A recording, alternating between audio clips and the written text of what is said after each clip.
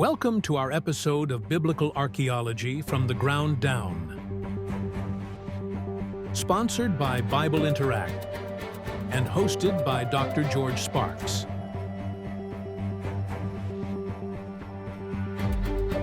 Today's special guest is experienced field archaeologist Dr. David E. Graves. Now let's explore the field of archaeology in today's episode.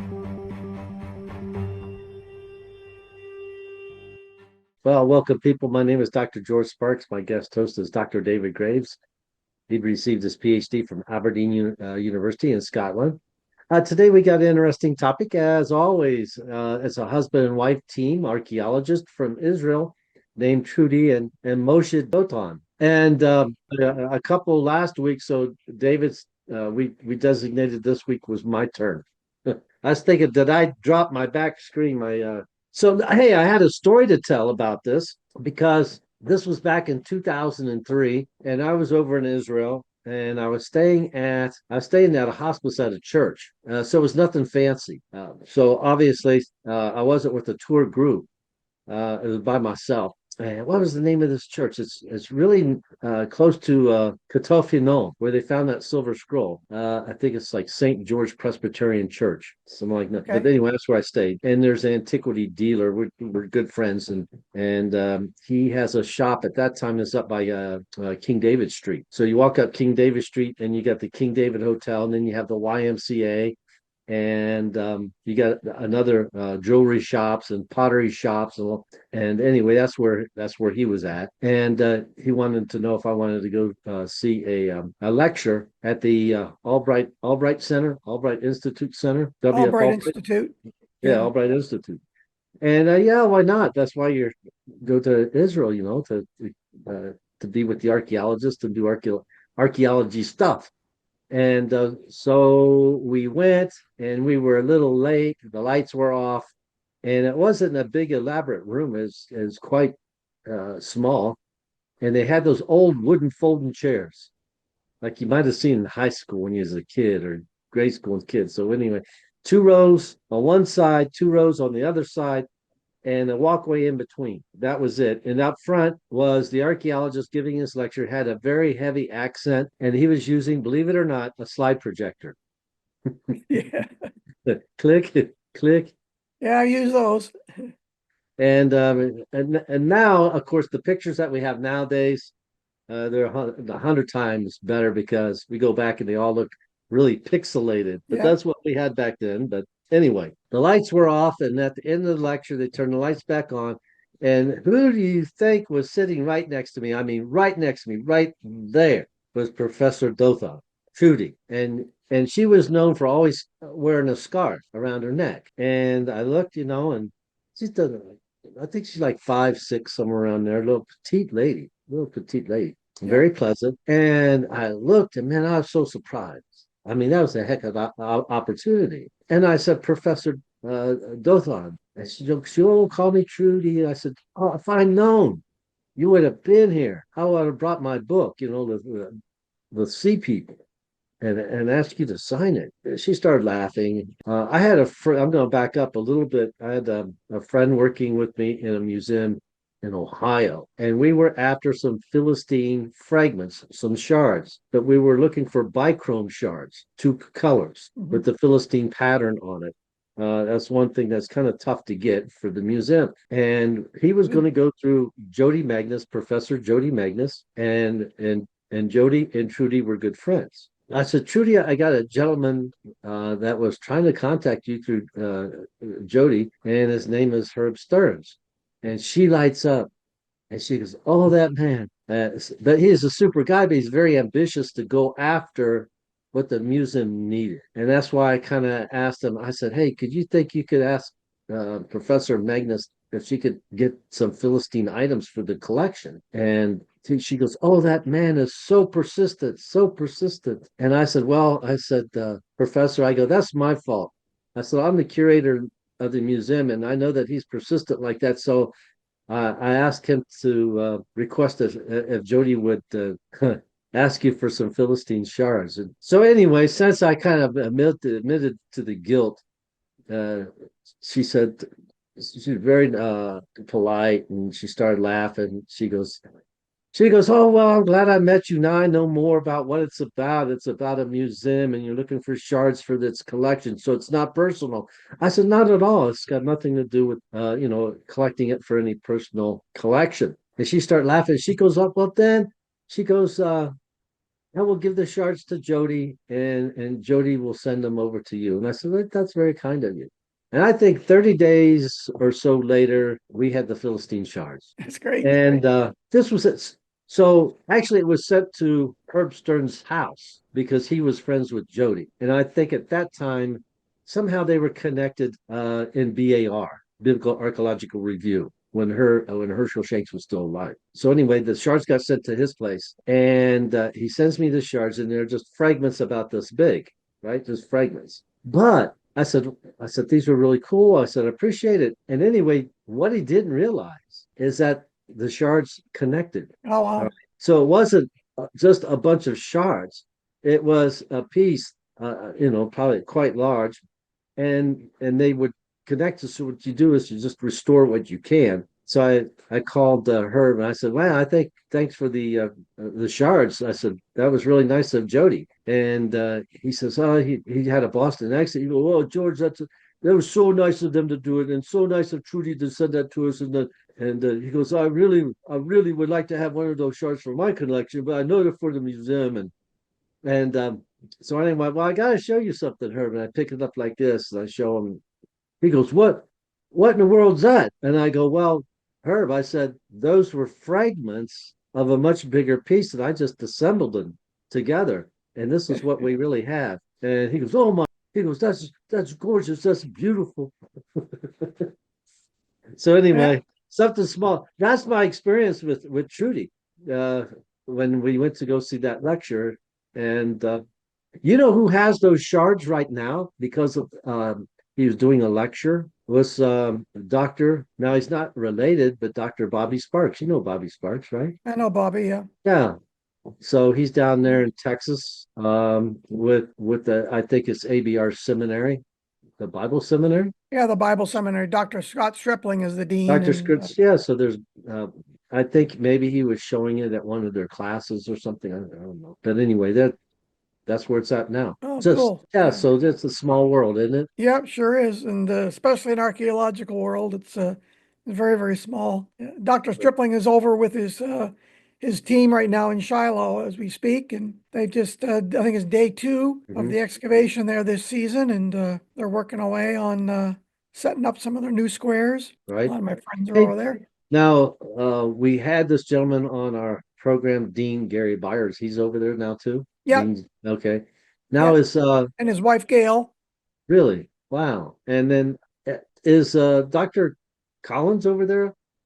No, Okay. no, he's not digging over there. All right. Greg Branson, we've had him on the program.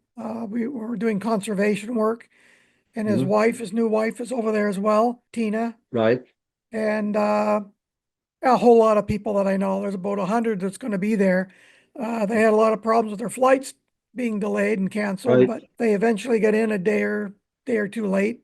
They flew through Dubai. They got things set up day before yesterday. I think yesterday was the first day of digging, and tomorrow there'll be day 2. He's got Well, about maybe I another, need he said another 5 seasons possibly there, 5 or 6 seasons to do what he wanted to do at the site of Shiloh. well, maybe I could get in touch with Gary and see if we can do another podcast over there. Yeah, That'd be yeah, fun. possibly. Okay. I'll, Whether I they can can, write that we may down. not be able to air it until after they leave, All right. given the That's- sensitivity, but yeah, we can certainly do a podcast with Gary and Mhm. get the lowdown of what's on the ground firsthand. Well, I'm gonna hit up our sponsors here. You know, we got like 216,000 subscribers. I was going to do a podcast from over there, and I was going to be reporting from on site. But anyway, as they say over in the Middle East, inshallah, Lord willing, next week or next year Next year, it'll still be there. in Jerusalem. So let's get back on topic. We went on, always going off topic, but anyway. We're talking about today's lecture, two husband and wife team archaeologists, Israeli archaeologists, excuse me, Trude and Moshe Dotan. Now, So understand.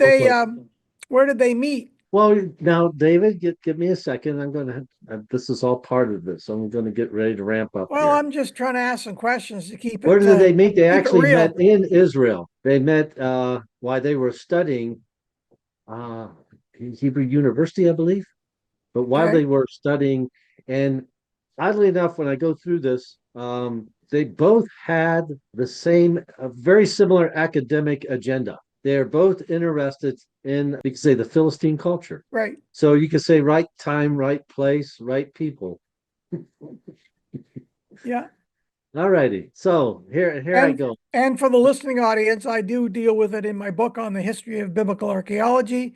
Mhm. Both of them, I deal with them and their contributions. So if folks want a little bit more information, they can check out the history of biblical archaeology book.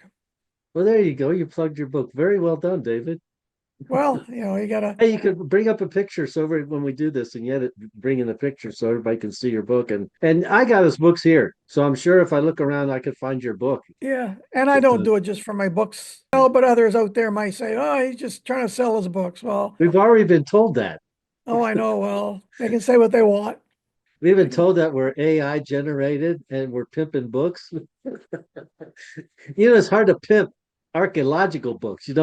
If we were doing something like a novel, like a mystery novels or something like that, but when it comes to academic books, it's hard to say, like, "Gee, man, they're trying to sell us that academic stuff." Well, if you come to our podcast, you're going to get more than just my advertisement on my books. We don't have any people supporting us on our podcast other than Bible Interact, Mhm. who we are sponsored by. But we're not selling books. But if you chime in on our podcast, I give you a lot of the information in my books. So All right, it's only fair to give, what do you call it? Your receipts. give my receipts, and Mhm. people are going to go away with value added from our podcast. They're all going to learn something. So Absolutely. carry on, George. Here I go. Here I go. So, Trude Dotan and Moshe Dotan are renowned Israel archaeologists who made significant contributions to the study of ancient Near Eastern culture, particularly the Philistines. Now, I made a list of their early backgrounds, their work, and achievements, items that were excavated at the digs, and also how it connects to the scriptural narrative. So, a scriptural connection. Since they are excavating in the land of, we could say, in the land of Israel, collaborative works focused on both the Bronze and the Iron Age cultures on or in the Levant. That's the coastline, with a particular emphasis on the Philistines, a group often associated with the biblical narrative. Their excavations helped to reshape the understanding of the Philistine culture, showing it as a sophisticated society with Algean influence rather than merely a destructive force, kind of like just that David and Goliath, the nemesis in the Bible. They worked together on numerous sites in Israel, combining meticulous field with historical and cultural analysis, often under challenging conditions due to the religious and political climates. And that's very understandable even today. The educational background, Trude Dothan's educational background, and part of her, you could say, her early heritage. She was born in 1922 in Vienna, Austria. She fled the Nazi regime with her family in the late 1930s, eventually settling in Palestine. Now, remember, back then, it was Palestine. So don't people get upset. No emails on this. She studied archaeology at the Hebrew University of Jerusalem, earning her master's degree and later her PhD. Her academic focus was on ancient Near Eastern archaeology, with particular interest, of course, on the Philistines. She became a professor at the Hebrew University and was known for her detailed publications, including her seminal work, The Philistines and Their Material Culture, in 1982. Trude also recognized internationally, receiving honors like the Israel Prize in 1998 for a contribution to archaeology, and she passed away in 2016. All right. Moshe, that's her husband, Moshe Dothan, was born in 1919 in Poland. He also immigrated to Palestine as a child.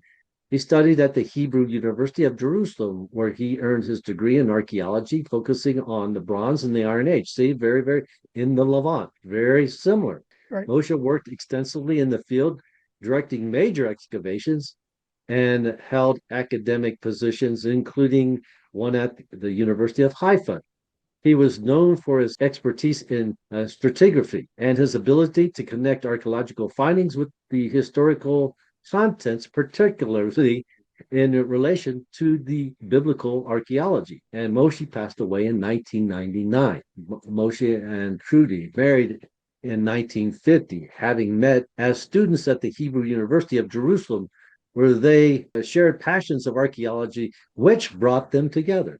And as we looked at last week at Agatha Christie and Max Mellon, Yeah. And so, yeah, romance does happen on the dig. Right. They began their collaborative archaeological work shortly after their marriage, with their earliest joint project starting in the mid 1950s. Their teamwork often involved co-directing excavations and co-authoring publications, blending Trude's focus on material culture with Moshe's stratigraphic expertise. They worked together on Tel Ashdod. Now, if people want to, you can go back and plug in these names and find out where exactly these are located in the Bible, which I'm going to go over briefly. That's on the coast, Ashdod.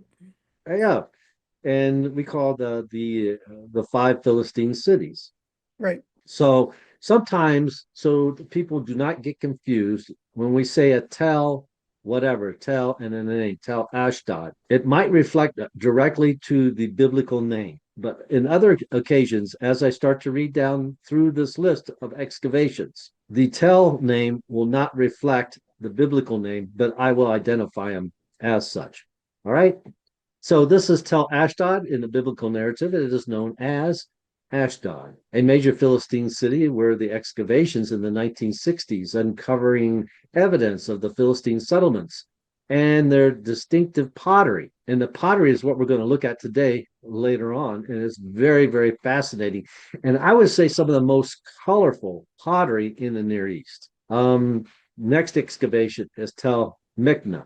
Tel Mikna is Ekron, a key Philistine site. They worked in the 1980s, revealing industry areas, the production of olive oil, and an inscription was found, that means a stela, linking it to the biblical site of Ekron. In other words, they actually found a stela that dedicated a temple by the governor of the city, and it mentions the name of the location as Ekron. And this is really, really interesting and significant, George. You may talk about it, but it's the only inscription that we have that names the place or the city that was found in situ. We don't even have one of Jerusalem. I left Ben Gurion, and there was a sign that said, "Welcome to Jerusalem." Yeah. Not primary, that was secondary. So this is significant because it's primary. It's the was found on location, naming the city itself. They've got, of course, the name Jerusalem found in other places, but not found in the city itself. So Yes. that's why it's a big deal. This particular inscription found at Ekron. So carry on. That's one of those one in a lifetime Indiana Jones discoveries. That's how Right. significant that one is. The next site is Afula, an early collaboration project in the 1950s where they explored Bronze Age remains. So it didn't exactly have to do with the Philistines, but it's an archaeological site that they both collaborated on. I don't know who exactly was the chief archaeologist at the site. Usually, when they collaborate with a site and it's not dealing with the Philistines exactly, they're helping somebody else out. There's another archaeologist in there, and there's a joint work with other universities, Right. such as maybe the Hebrew University or the Albright Center. That's the ones I seen that when I was going through the study right here. The ones I pulled up, they're usually the sponsors. Leon Levy Foundation, that came up. Right. Okay, next one. Very, very big site in Israel, Hatzor. Hatzor. Yes, and I think at this time they contributed to the excavation in the 1950s and 1960s. So I'm thinking at that time, the excavator, chief excavator, would not be Amnon Ben Tor. It would have Yeah, been Yagel Yadin, yeah, right? And that was an Israeli general slash archaeologist. So, if focusing on the Bronze Age layers, though this was not their primary joint focus, once again, it was going to be the Philistines. But throughout their career, they did do joint efforts with other universities and other projects. The next one is interesting as well, in Getty. In Getty. And for people, this location is down by the Dead Sea on the west side of the Dead Sea, very close to where you were excavating your cave. You want to yeah, mention your cave real quick? yeah, Cave 53, which has been designated as Cave 12 now. That was just south of Qumran, but this is a little further down. So, and Getty, very close to where we were excavating, and Mhm. it's in the Jordan Valley. Prominent site, and Getty is. What Right. did she find there? Well, let's say for those that don't know, where you were excavating is one of the caves where they once had remnants of the Dead Sea Scrolls. Right. That's Yeah. the importance of the location at Qumran. And the cave what, 50? Well, it was designated cave, counted as Cave 53. Cave But 53. then after we discovered a fragment of a scroll, it was empty, no writing on it. But Mhm. we knew that because of the pottery and the other artifacts that were found in the cave, that the Dead Sea Scrolls had been located there at one time. So it became known and identified as Cave 12, Dead Sea Scroll Cave 12. That's So we now exciting. have identified 12 of the caves that had Dead Sea Scrolls in them. Now, since we're on that topic, I know we go off, but the listening audience knows that we do this, but it's cool. It's an adventure. Is that you were in charge of actually logging artifacts in. So how many artifacts were found in the cave? I'd have to go back and look at my notes, but there was probably close to 600-ish artifacts 600 that artifacts. I registered that we got out of that cave. So mats, linen, pottery, Mhm. flint. It went all the way from the Neolithic because we went down to bedrock, Mhm. all the way up to the Roman period. So Okay, when you say Neolithic for the listening audience, could you put a date on that? don't ask me dates. Oh, no, come on. Neolithic is going to be before Chalcolithic, and Chalcolithic is going to go back Stone Age, Chalco meaning copper stone. Yeah, So yeah, that's it goes 4000 way BC. back So at least you're okay. 6,000 years. Yeah, so it's before 4000 years BC. So we're probably over 8000 years ago in that people were there in that cave that you were excavating. Now we'll continue in Getty. When we say in, like in means the source of a river. And it's a very interesting location because it's a very cool tourist spot today. But also in the biblical narrative, it's where David fled from Saul. And David hid in the cave. And while he was hiding, the biblical narrative, this is in the Bible, folks. I'm not trying to be pornographic. It says that Saul went to relieve himself. And while he's relieving himself, it says that David cut off a hem of his garment, Saul's garment. So when Saul left, gave distance, David was up at that cave and he says, hey, I could have, if I was after you, I could have got you because this is part of your garment. You were that close. And then Saul leaves with his men and says, you're right, David, you're more righteous than me. That happened at En Gedi Right, in the biblical narrative. Now, more recently, they found some Roman swords. right. Yeah, and we'll have to put some pictures up at that. And they were immaculate condition because of the temperature and the climate down in that region. And Now, I guess huh? folks need to be careful out there on the internet looking at pictures because there's some AI generated swords that they're claiming came from Engedi, and they're Uh-huh. not. They're AI. So be careful with the images people are putting up. We'll show you the authentic stuff, the real deal, but just be careful. And going back to dating, I've never asked my students for dates. I never required them to know dates except for maybe real important ones. But I tell the story. I go on the Einstein principle because Einstein was asked one day how many feet there were in a mile. He says, I don't know. So I don't know my dates. He said, I learned a long time ago not to clog my mind up with things I can look up in my books in 5 minutes. So Yeah. that's why I don't pretend to try and remember any of the dates. Well, Look them that's you, up. David. But see, I'm the exact opposite because as you can tell by my watch right here, this is my solar watch. This is the earliest solar powered watch, way before Intel, and Apple. We had these solar watches. So I checked my dates according to the sun. Yeah, Right. well, it's good for you when you come home late. You say to your wife, she says you're late, and you say, "How do I know?" So anyway, I gotta be careful I don't poke my eye out with that sucker. So Tel Seal, that's the next one. Let me go back up. Just in Getty, they worked at the site in the 1960s, uncovering a synagogue. Now it's a synagogue, it's Jewish, with a mosaic floor, but it was a synagogue from the Byzantine period. Right. So you could think it's like 6th century, 7th century. So when I say Byzantine period, you say, well, how can a synagogue be in the Byzantine? Because we think early church. Well, it's a period. It's a time in archaeological period, Byzantine, 6th, 7th century. We'll place it there, if you will, and a synagogue. But a synagogue down in Getty, that's interesting, isn't it? Yeah. The next one, I like this one. This site is probably one of my favorite. It really is. Tel Kassil. Tel Kassil. All right. And it's very, very close to Tel Aviv.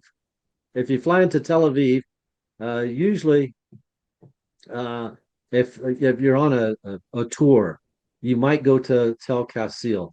It's an excavation that was completed in 1970s, so it's been a while. This site provided insight into the Philistine urban planning and religious practices, including a temple complex. We'll talk about. I don't want to give it away, but that was one of my favorite excavations in my early archaeological experiences. I've never And even been there. have you? No, Never? I've never been there. No. They actually got a nice museum attached to that. Okay. Yeah. So people, if you're down there by Tel Aviv, hopefully everything will calm down, and we wish for peace to everybody. Uh, that would be a cool place to visit. Yeah. I like it. The only time I'd go there would be to beeline it to the airport. Exactly. Yeah, because it's really close to the airport. Uh, most significant work, the most significant collaborative work was the excavation at Tel Mikna or Ekron, conducted in the 1980s in collaboration with the W.F. Albright Institute and the Hebrew University. See what I mean? These two seem to, Albright and Hebrew University seem to be funding a lot of what's going on. At Ekron, they uncovered a massive Iron Age city, including a royal inscription. That's what you were talking about, the royal inscription mentioning the name Ekron, confirming the site's identity. And So they're that was generally known listed. to be more conservative institutions as compared to the University of Tel Aviv, which is Right. more liberal. That's true. Who's at University of Tel Aviv? Is that Israel Finkelstein? Is that where he's from? Yeah, Professor he teaches Finkelstein? there. Yeah, Yeah. yeah, Finkelstein. Finkelstein, And Finkelstein. tomato, tomato. I'm Canadian, Here we go again. What's that They about? also found evidence of a large scale olive oil industry with over 100 oil presses, indicating Ekron's economic importance in the 7th century BCE. Now, notice I just said 7th century BCE, because when we think of the Philistines, we just think of David and Goliath, Samson and Delilah, which would be what the biblical narrative would place in the Iron Age 1, Iron Age 2 period. Okay. Between, well, Iron Age 1, 1200. I know you don't want to do dates, David. I just put Iron Age, Let me flow with this. time period of Solomon and Middle Bronze, time period of Okay. Abraham. I just Iron try Age to, 1, yeah, I try not around to. 1200 to 1000. The And problem then we is that get time. everybody's got their own set of dates, so it doesn't Yeah, really that's matter. true. It does vary. It does It vary in all does. fairness. And, it's within 50 years, usually And 50, and 100 you know, years, not but not only that, their own set of dates, because as we know, because we do these podcasts, it also varies according to when people place, when institutions, when I don't want to say general people place or institutions, um, educational identities place the Exodus. Some put it at 1446, and some place it into the 19th dynasty. Now, yeah, when that happens, understand that also is going to maneuver the time period of the judges. yeah, Right? yeah. Yeah. And So they also have they've in also all changed fairness, the time periods. You've got intermediate bronze and that's yes. changed now into early bronze or middle bronze and so some people don't use intermediate and so everybody's got their own so that's why I've got about three different sets in my books that I lay out for people and which scholars use which ones and which will help Right. you a little bit to navigate all the dating things. It also works that way with pottery. People, different groups identify pottery a little differently, a little Sure, differently. And sure. I'll talk about that briefly when I get to it. But what I'm trying to say about the Philistines is usually in the biblical narrative, we think of the Philistines as the time period of the judges, Judges, yeah, Samson and Delilah, or later on the time period of, let's say, early kings, Saul, David. And right. then we have David and Goliath. But Yeah, the Philistines continued into the 6th, 7th century BC until they were conquered by the Babylonians. right. So this now, so when I said the oil press, I didn't want to get people confused. The oil press of 100 oil presses in Ekron was excavated at the level of the 7th century BCE. And I thought people put a focus on that the Philistines just didn't end with the Battle of David and Goliath. They Right. just didn't end because there was a plague when the ark went to their Pentapolis, their 5 cities, and they said, "Oh, we don't want the ark," and they sent it to another location. Say, that's the end of the Philistines." They continued for a long time, which means there was more behind that culture that we know about because of the efforts of this husband and wife team of Moshe and Trude. Right. And because in the biblical narrative, we think of these decadent Philistines, but we find out that they had a very a substantial culture that did extensive trade, and probably not just with, you know, at one time the Hittites or those Phoenicians. I shouldn't say Hittites; they were gone by then, but the Phoenicians or the Egyptians, the Canaanites, and at times even the Israelites. You think, well, no, no, no, the Israelites are always enemies. Not necessarily. We read about David, then he flee over to a Philistine city and he stayed there for some time. Ziglag. Yeah. Ziklag, you're And right. also that's where they had the iron technology, and it appears that David brought it back to Israel after he went down there and lived for a while. So he picked up the iron technology from them, transported it back to Israel, and then we Hey, down don't there to steal my thunder. Don't do that to me yet. I'm not done with well, this, David. well, see, he never shares anything with me on his notes, so I don't know what he's going to talk Yeah, about. well, And when I get this look on my face, like, well, you pick her but up with that's true. Ziglag Some then. scholars do suggest that when David was with the Philistines at Ziklag, all right, that's a location he possibly got that knowledge of iron and brought it over to the Israelites. But Right. I think is that like what city was he at when they were going to capture David? But he was scratching on the door of the city, and he's acting like a crazy fool, and they thought he was lunatic, meaning moonstruck, and they let him out.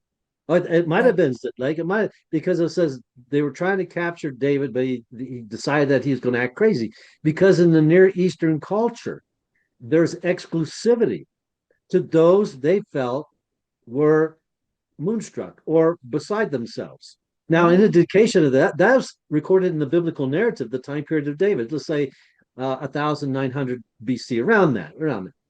Okay, but more recently in the 20th century, Sir Flinders Petrie, the father of archaeology, who invented time sequence dating.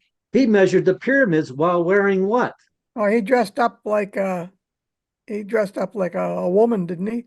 A He dressed Bedouin? up in he measured the pyramid while wearing a ballerina's tutu. And because they thought he was out there, they left him alone. When other individuals that were European, light skinned, blue eyes, when the Arab population believed that they were intruding on their sacred items, would chase them away. I And wonder sometimes if they had to flee for their lives. Yeah. I wonder if that's why people don't bother me when I'm digging. That's a good indication, because back then you didn't have did you have your beard? When I knew you, you didn't have your beard. Well, that was season two. I think I grew it in season three, and well, it was a bit of a contest between Dr. Stripling, myself, and another fellow. I won the bet, and I kept my beard. I grew it the fastest, but Well, anyway. last time I seen a picture of Scott, he kind of looked like me, the completely bald thing going on there. Oh yeah, he's he's. Like we got that Dwayne Johnson thing, the pit bull Dwayne Johnson thing. Totally sexy, man. Totally. I don't know who that is, but anyway, Oh my God. I can tell you're an academic now. yeah. Is it sports guy or Which one? the one you Pitbull mentioned, is a Wayne? rapper. Folks, we're into education now. This Yeah, is, but I'm you're not in into an environment. sports or music. Unless it's country music and bluegrass. Okay, well, see, when you're in the environment of an academic, you lost them. Dwayne Johnson, he got his start, I believe, as a football player. Then later on, he was one of those pro wrestlers, and then he became an actor. So right now, he's known to be an action figure actor, bodybuilder guy.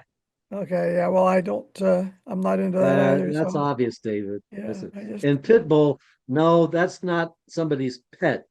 This guy, he's a rapper. You know, um like pure academics. we are way off topic now. But anyway, fun stuff. Over 100 olive presses found at Ekron, which dates to the 7th century BC. This discovery reshaped the understanding of the Philistine culture, showing it was a prosperous urban society. It had many trade connections, not just as simplistic villains as recorded in the biblical narrative, because that's how we think. And when we read the Bible, they say, "Oh, those Philistines, they're up to no good." So basically, their research on the Philistines is important because it fills in some of the details in the background, cultural background of the Old Testament. Absolutely, it gives us a more insight into the material culture of the Philistines. Yeah, yeah, We read about them as being the decadent Philistines among the tribes, their adversary, their nemesis. But with the excavation reports of this husband and wife couple, we know more about their material culture and who they really were as a people. right. Right.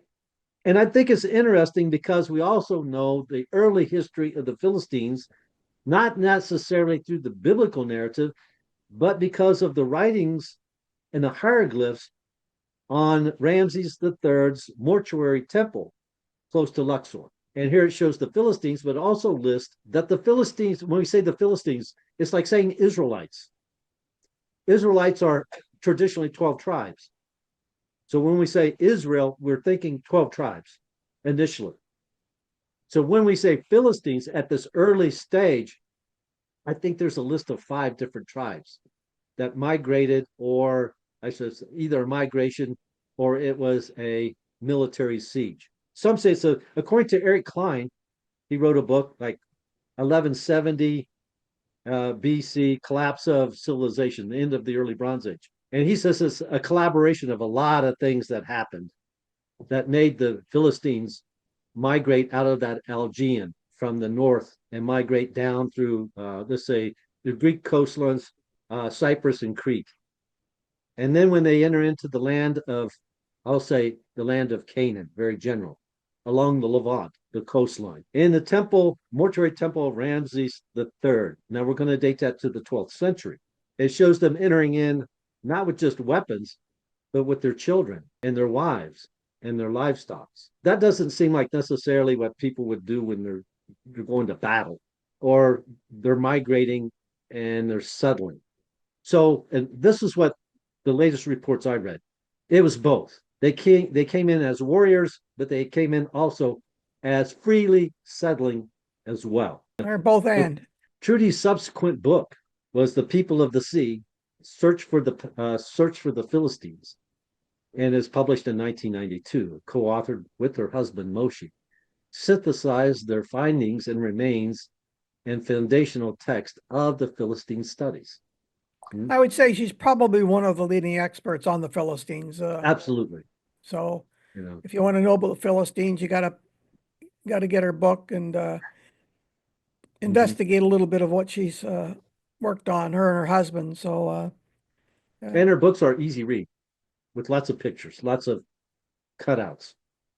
yeah, The Dotan's partnership exemplifies how collaborative efforts can advance archaeological knowledge. Their excavations at Ekron, where they found the inscription, is particular, and it stands out for bridging the material evidence with the historical narrative. So, material culture with the historical narrative, offering a more nuanced view of a culture which was long misunderstood. yeah. Right? So we know more about. In all fairness, that's a nice way of putting it. Too. The early settlement of the Philistines is not necessarily in the biblical narrative, but also documented third party out the Egyptians. Ramses III mortuary temple, dated to around 1200, the 12th century BCE. So, what did this do for archaeology? What did we find new in archaeology that gives us a greater understanding of who the Philistines were as a people group that settled, and also where did they come from? Now, there's a tribal list in the mortuary temple of the Philistines, like 5 different tribes. All right. And they settled, most of them settled in southern Canaan, along these 5 different cities that are recorded in the biblical narrative. And it's in Joshua 13:3, along with 1 Samuel 6 and verse 17, chapter 6 and verse 17. And we can almost say them like Ashkelon, Ashdod, Gaza, Gath, and Ekron. Which is almost like a little rhythm to it. Ashdod, Ekron, Gaza, Gath, and Ekron. Gaza, Ezra, and Gath, Ekron. Gath, and Ekron. Ashkelon, Ashdod, Ashkelon, Gaza, Gath, Ekron. Do you Okay, like that? I've never been a rapper. I guess that's why. But that's I gave you a heads up with Pitbull. Got to pay attention. So where did they come from? Well, we look at their pottery. And in this, we can identify date. We can identify the sites and location of where they migrated from, and also cultural influences.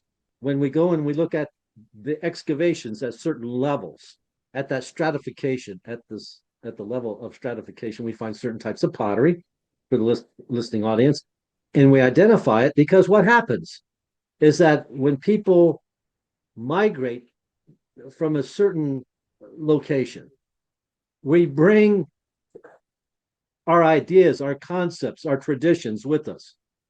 So their style of pottery was brought with them, the Greek style of pottery. But now it's going to be made with the local clay. And also, they're going to use local resources to decorate their pottery, even though it's going to be decorated in a style from their homeland. So they're bringing that tradition with them.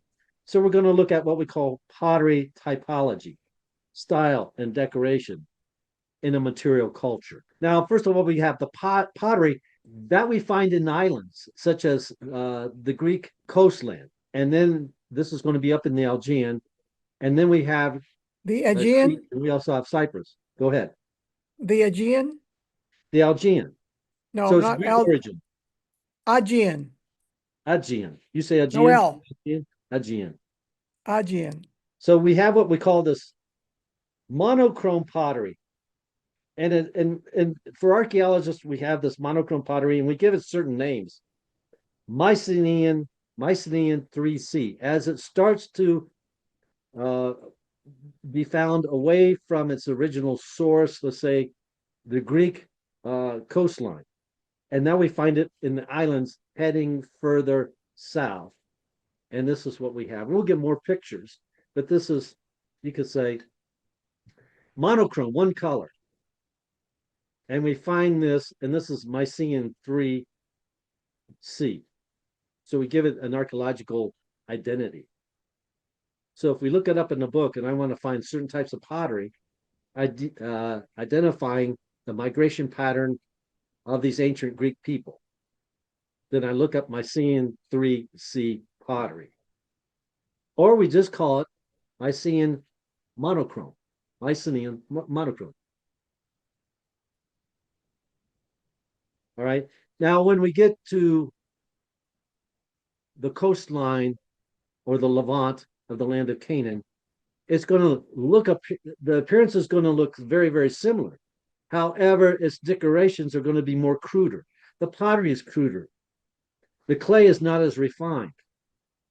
We have bits and pieces, if you can see in here, we got bits and pieces of different types of, looks like almost lime. Yeah, Let me show you inclusions. another Yeah. piece. This is your bichrome, meaning more than one color. Now let me show you the difference. Look how finer this is than this clay. Right. So once you get an eye for, we call it imitation made local, locally made pottery. And then this is what we see. We see this type of, and also if you want to be technical, I mean, just eyeballing it alone, if that's not enough, like I said, this doesn't look like the same clay. This doesn't seem like the same way of applying the decoration. It's a little bit more cruder. But we want to do a chemical analysis, David. We want to do this carbon-14 testing. As we get older as archaeologists, the single archaeologists, they go to a dating site as carbon-14 dating, though. Oh, right. Okay, it's a pun. There's just a little game. Anyway, this is called neutron activation Yeah, analysis. it's That's the not, fancy name. well, yeah, because you can only do carbon dating on organic material. Well, you could test the inside of it and see what's in there. Well, that's right. If it has any organic seeds, things of that nature, but pottery is not carbon-14 dated. Right. It's a different type of analysis they do on the clay. So just to be clear for our audience, Right. This is so we went technical. You can eyeball it and say this is different type of clay. Obviously, something's changed. The clay that we find on the island is finer. The decoration that we see from the island resources, the island excavations, is crisper. But when we get to the coastline of the Levant, of the land of Canaan, where the Philistines finally settle, there the pottery seems to be cruder, not as well levigated. And the potter in the style of artistry on the pottery is not as refined, even though it's really, really, really cool. It's not as refined as what we find in the Aegean Aegean, islands. yeah, Okay, now what do? We say, oh, well, then if we're not satisfied with that, then we can do this analysis, neutron activation analysis, right. just to be sure, All right. Now, once again, the pottery that's found on the island is called Mycenaean 3C. But if we find it along the coastline, it's Mycenaean 3C1. If you want to look it up. See, now we're being technical. Now, this monochrome found along the coastline at Ekron or Tel Mikna. Tel Mikna is Ekron. At the initial 12th century, Iron Age 1, Iron Age 1A, period. Over 40 to 50% of the pottery was monochrome, Mycenaean 3C1. So what does that tell you? As a curator, see, I get into that stuff. All right. Yeah. So what does that tell the common person? You know what that tells me is that a large percentage of the population of the Philistines still identified with their homeland Okay. because it's the same style of pottery, and they're used to making it, and that's what they're used to working with, and So that's what they're making. They like grandma and grandpa's pottery. Okay. Well, not only that, but okay, and they have not completely assimilated with the surrounding cultures, such as the Egyptians, because they lived along the coastline. And later on, we're going to see Egyptian style pottery in the Philistine excavated sites. Right. And we also find Canaanite pottery as well. But a large percentage of it, or like 50% at this time, still represents the homeland from which they migrated from. So you're saying there's an assimilation with the surrounding cultures. Absolutely. Absolutely. And by the time we get to that, where they found, let's say at Ekron, 100 um, olive oil presses, by then the pottery is all traditional, like Canaanite. No more So are bichrome. they selling this then into the other cultures, the olive oil and That's what they're expected. They say trade. So that's a lot of olive presses. yeah, it is, yeah. And when we say olive presses, we're going to get to another city because along that five pentapolis of cities, I mentioned one which was called Gath. Now we might think in our culture, boys, those folks sure did eat a lot of salad. Yeah. But we're not talking about olive oil being used for the Olive Garden. We're talking about burning it for their fuel A and lot their of things. lamps. Yeah. Very So good. not salad, but lamps. A lot of uses for olive oil back then. And also for their skin. Sure. They would rub it on their skin. But when we think of, I'm going to get to this other city in a bit. I don't want to totally give it away. But in that pentapolis of cities, one was called Gath. And Gath means the press. Tel Esafi, right? Biblical Gath. And we hear it again in the New Testament when Jesus is at a location before he is arrested. He's in the Garden of Gethsemane. So we think of Jesus at a place where there's a like a rose garden. He was captured and it was a flower garden, something like that. No, no, no. He was in the Garden of Gethsemane. It means that he was in a location of olive presses. Or Matter of olive fact, trees. it's called the Mount of Olives. Olive trees, yeah. Yeah. When we think of biblical Gath and we say, oh, and Ekron, it seems like a large part of the product of trade among the Philistines was olive oil. So let's continue. So we have this pottery style. Also, we have this figure that was found at Ashdod, Tel Ashdod. That's the easy one, right? And this figure, this fertility terracotta figure that they found at Ashdod was called what? Remember, David? I was thinking of something else. Sorry, I lost you there. The Ashdod, The what?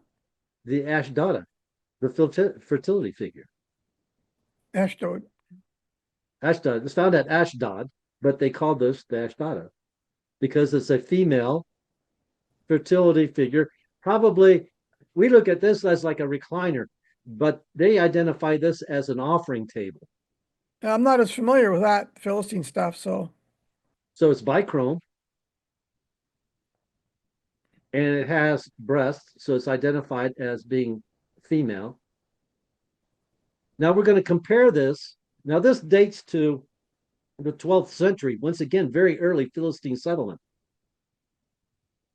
Because according to the temple at Luxor, a Ramses third mortuary temple, it dates to the 12th century. And this is early settlement Philistine 12th century. So they're still going to be identifying with the homeland. So when we get up to the Algean, ancient Greek settlements, what do we see? They're fertility goddesses. Now, this is called the Sai, after the Greek word Sai. Thai, yeah. Greek letter, I see. Now look at the similarities.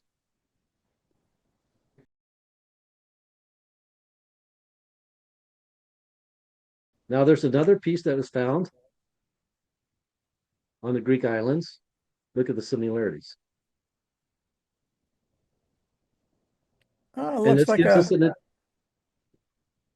right beach table, a beach recliner. bench.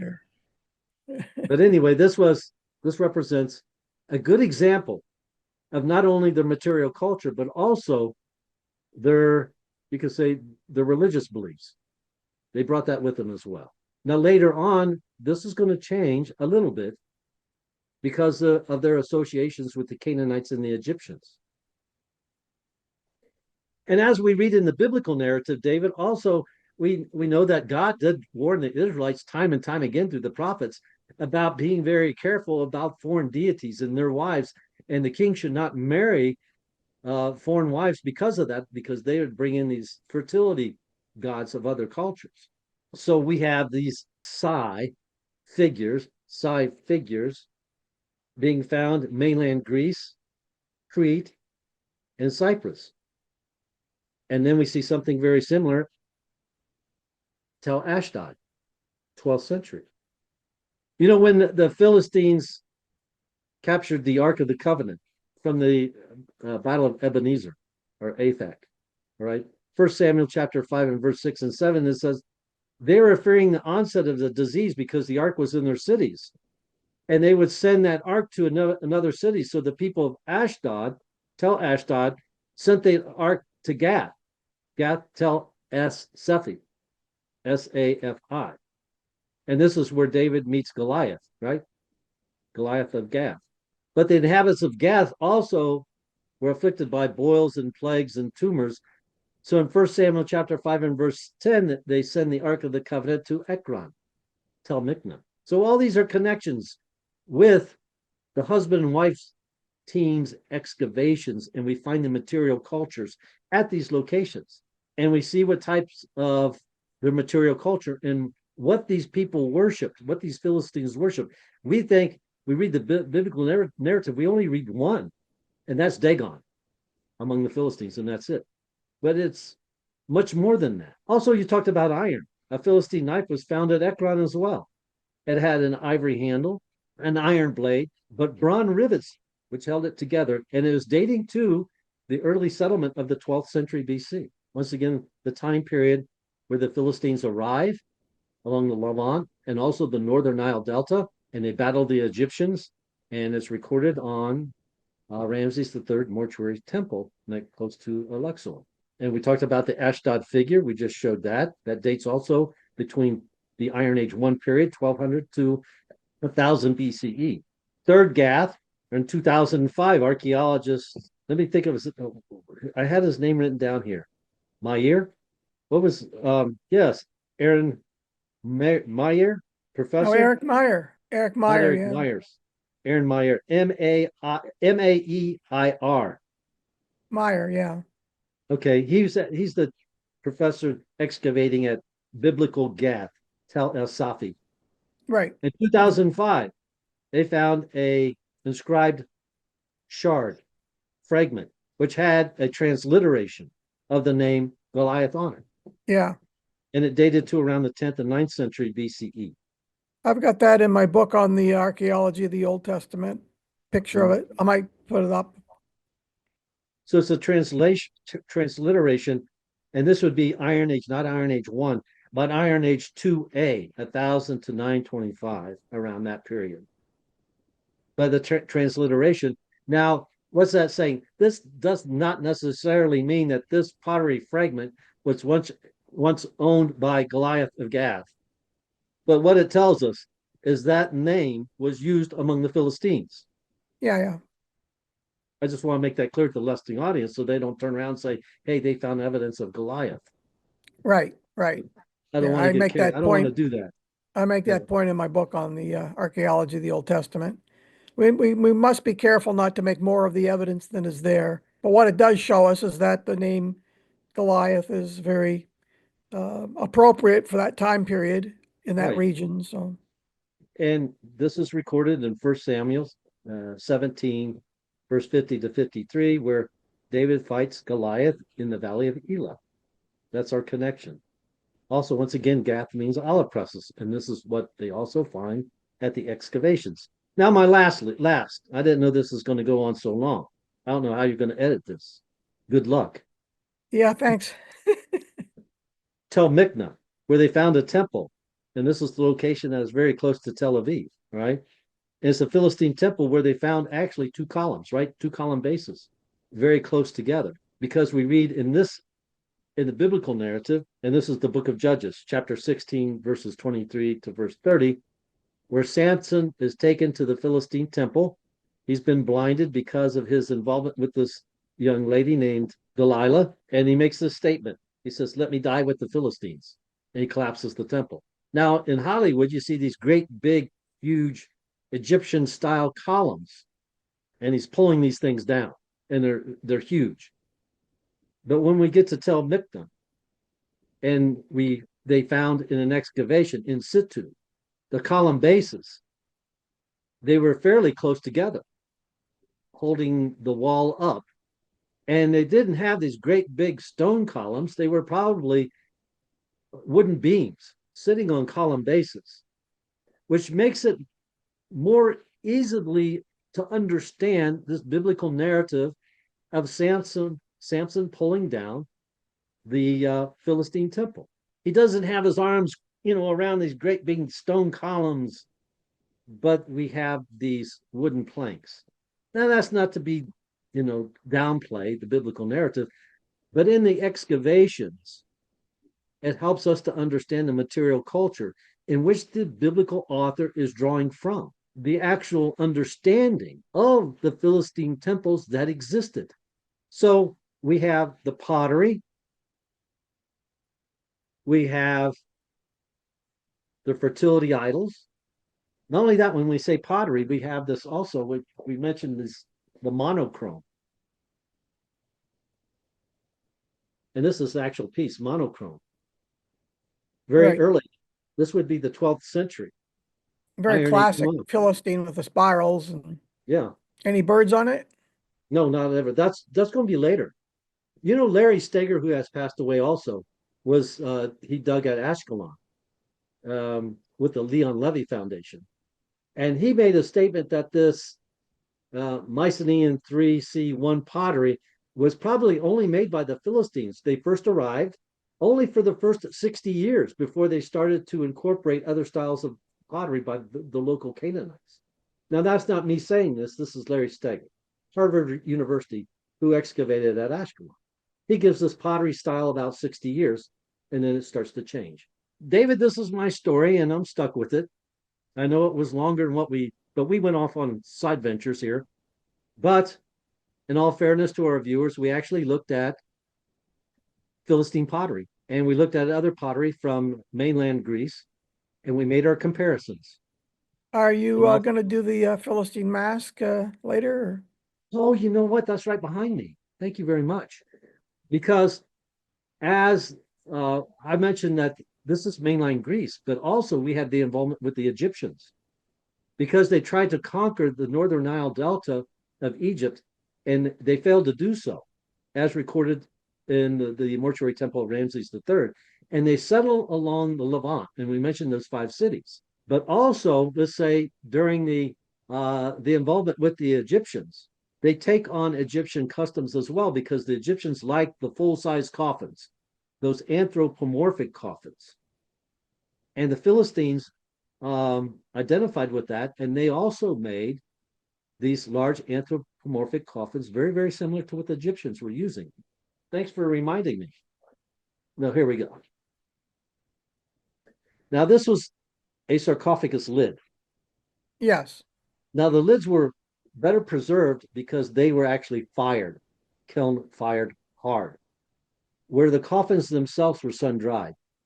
So the coffins broke throughout antiquities, and they have to be pieced together. But what seemingly made it to the antiquity market were the lids, because they stayed intact. And they're much more, like, what would you want to try to sell in an antiquity market? A busted up coffin or the lid? So these became marketable. They made it to the antiquity market, and this is probably the 1980s, maybe early 1970s. And the archaeologists saw these come to the market, and they said, well, where in the world are you finding these at? And they led them to an archaeological site. Now, these were also made by the Philistines, but they originally were brought to the coastline. Show it, George. It's in the shadows, and Oh, there he goes. A little better. All right. Let me put this down. It's kind of heavy. Yeah, don't break it. But You break it, you buy it the again. excavation team of Trude and Seymour Getty went to a location being led by those that were pilfering antiquities to this location called Darabala. And here they found, you could say, the settlements, trading settlements of 18th dynasty Egyptians with their anthropomorphic coffins, some of them pretty much intact. Here's the reverse of it. Oh, that's how the Now, mask goes on, right? this is the mask on Yep. on the coffin. On the coffin, yeah. Good. Yeah.